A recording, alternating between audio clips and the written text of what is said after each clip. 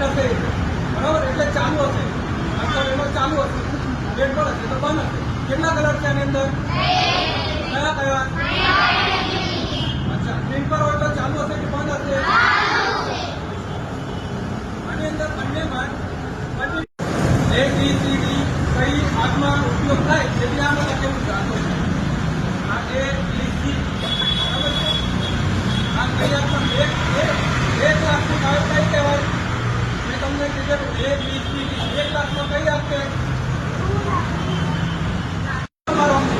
અને દબાવશો ને તો પગલા નીકળ આપણે બોટમમાં મારવાનું છે.